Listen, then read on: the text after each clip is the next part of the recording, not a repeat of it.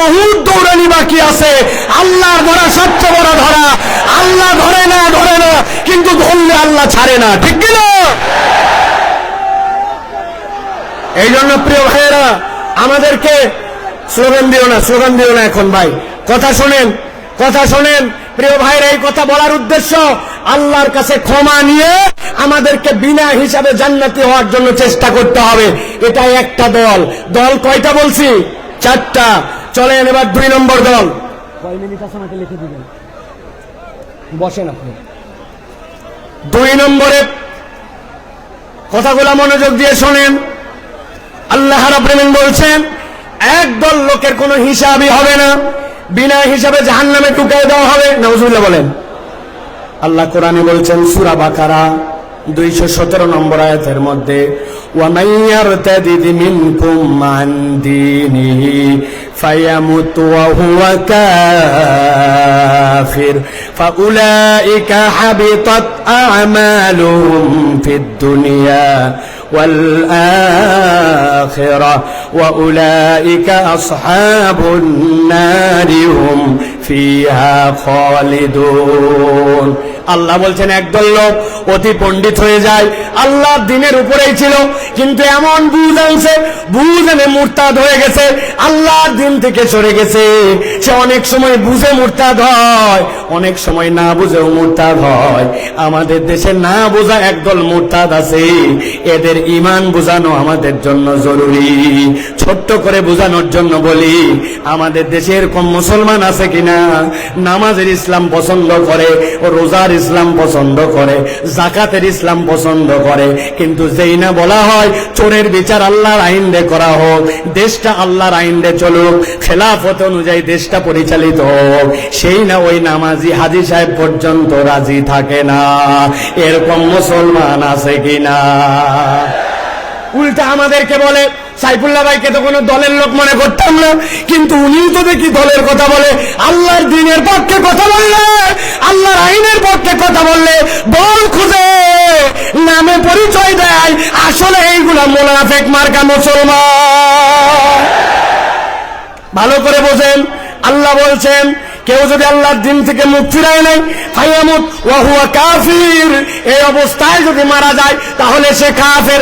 আল্লাহ বলছেন, আর কেউ যদি কাফের অবস্থায় এরকম করে মুরতাদ হয়ে মরে যায়, ফাহাবিতাত আমালুহুম ফিদ দুনিয়া ওয়াল আখিরাহ ওয়া উলাইকা আসহাবুন নারি হুম ফিহা খালিদুন। এই মানুষগুলোকে চিরস্থায়ী জাহান্নামে ঢুকানো হবে, এদের কোনো বিচার হবে না, সরাসরি জাহান্নামে যাবে। অতএব যাই করি নাই করি, কখনো আল্লাহর দ্বীনের থেকে মুখ ফিরানো যাবে না। আর নিজের পণ্ডিতি কাটায়া আল্লাহর বিধান নিয়ে কোনো বাজে কথা বলা যাবে না, ঠিক না? খুব সাবধান প্রিয় ভাইরা। আল্লাহ রাব্বুল আলামিন কোরআনুল কারীমের মধ্যে বিস্তারিত কথা বলেছেন, সংক্ষেপ সময়, এই জন্য আপনাদের কাছে বুঝানোর জন্য বলছি। মুরতাদ কিভাবে হয়? ওরা মনে করে নবীর তরিকা ঠিক না, নবীর পদ্ধতি পছন্দ করে না, আল্লাহর বিধান আগে ঠিক মনে করত, কিন্তু এখন মনে করে আল্লাহর বিধান বোধহয় বাংলাদেশের জন্য, আমাদের সমাজের জন্য অচল। এরকম যদি মনে করে, ও যত হাজী সাহেব গাজী সাহেব হোক না কেন, আল্লাহর কাছে সে মুরতাদ হয়ে যাবে, বিনা হিসাবে জাহান্নামে। আল্লাহ হেফাজত করুক, বলে আল্লাহুম্মা আমিন। প্রিয় ভাইয়েরা, এবার চলেন আমরা 3 নম্বর দলের মধ্যে যাব। 3 নম্বর দল কি, এটা একটু বুঝতে হবে। সেটা হচ্ছে হিসাব হবে, কিন্তু আল্লাহ বলছেন ওই হিসাবের পরে তাকে জান্নাত দেওয়া হবে। তবে হিসাবটা তার জন্য যে হবে, ওই হিসাবটাতে তার আমল নামায়, আমলটা পরিমাপে দেখা হবে না, আমলটা ওজনে দেখা হবে। কিসে দেখা হবে? কথা বলেন, আমল কি আমাদের পরিমাপ হবে না ওজন হবে? আমার দিকে তাকান, কি হবে? ওজন হবে। এখন কথা হচ্ছে যে আপনার আমল নামায় সওয়াবও আছে, গুনাহও আছে, কিন্তু আমল নামাতে আমার ওজনটা কেমনে ভারী হবে? আমি আপনাদের কাছে বলতে চাই, একটা মানুষের জীবনে যদি তার আমল নামায় 3টা জিনিস যুক্ত থাকে, তাহলে তার আমল নামা ওজনে ভারী হয়। সুবহানাল্লাহ বলেন। 1 নম্বরে আপনার আমল নামার মধ্যে ঈমান লাগবে। কি লাগবে? একটা মুখ বন্ধ থাকবে না। আমল নামাতে ওজনে ভারী করতে হলে প্রথমে বলতে হবে কি লাগবে? জোরে বলেন ঈমান। ওই যে দাঁড়ায় আছেন যারা, কি লাগবে? ঈমান। ঈমান নাই আপনার কিচ্ছু নাই, ঈমান আছে আপনার কিছু আছে। সুবহানাল্লাহ বিহামদি। এই যে তরুণেরা ওয়াজ শোনার জন্য চলে আসছে, কিন্তু এর মধ্যে অনেকেই আছে ঈমানের বেসিক হচ্ছে সালাত, অথচ সেই সালাত আদায় করে না, আছে কিনা? আমি আপনাদের কাছে একটা ছাত্র আর একটা শিক্ষকের একটা দৃষ্টান্ত দিব 30 সেকেন্ডে, ভালো করে খেয়াল করেন। এক ছাত্রকে তার ওস্তাদ জিজ্ঞাসা করছে, বলতো দুনিয়াতে নামাজ পড়ে না কারা কারা?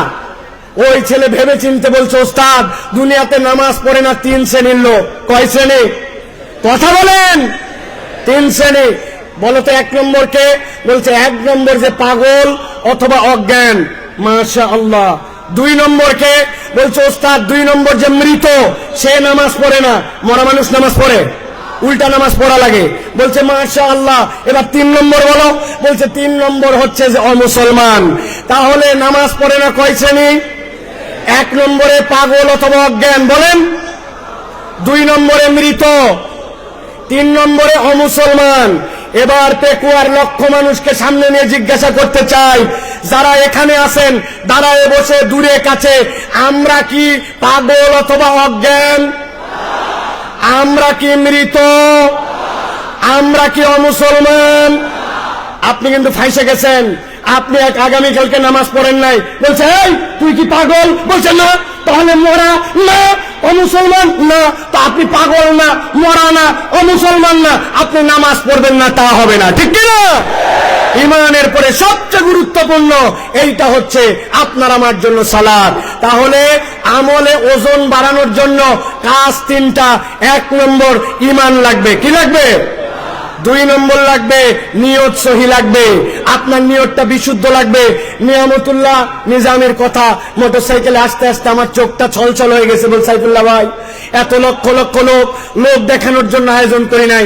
আমার আব্বা ইন্তেকাল করে গেছেন, এলাকাবাসী অনেক মানুষ মারা গেছে।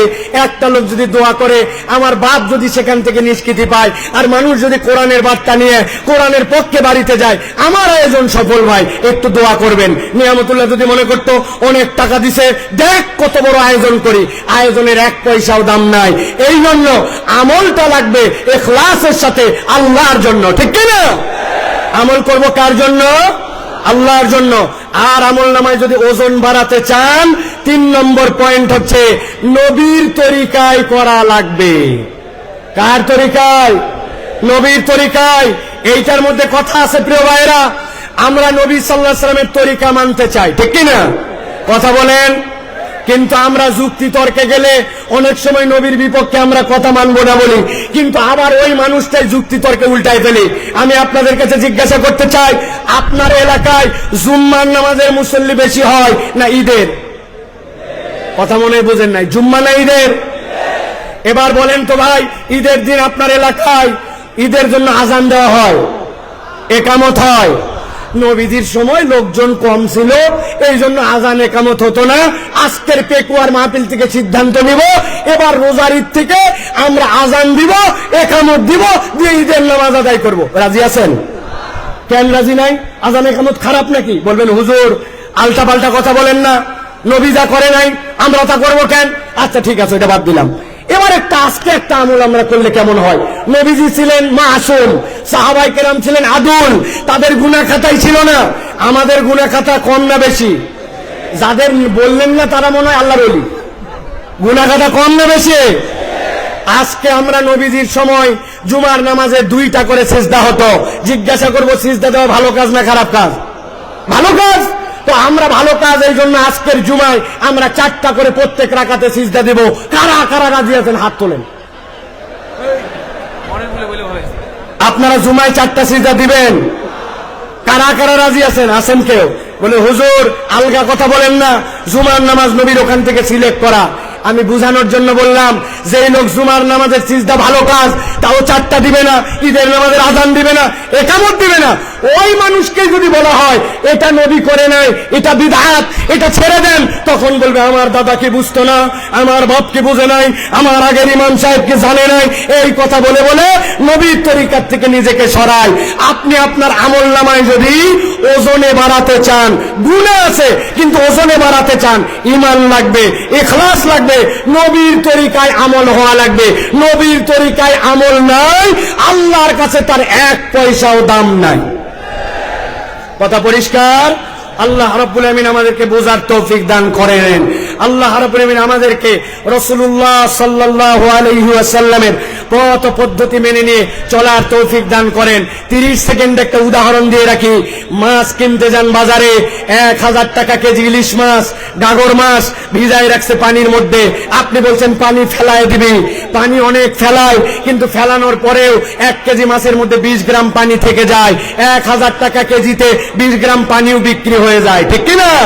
আমাদের গুনাহ থাকবে, অপরাধ থাকবে, কিন্তু ঈমান যদি থাকে আর ইখলাস যদি থাকে, নবীর তরিকায় ইবাদত থাকে, তাহলে ওই পানি যেরকম বিক্রি হয়ে যায়, আমাদের গুনাহগুলো আল্লাহ রাব্বুল আলামিন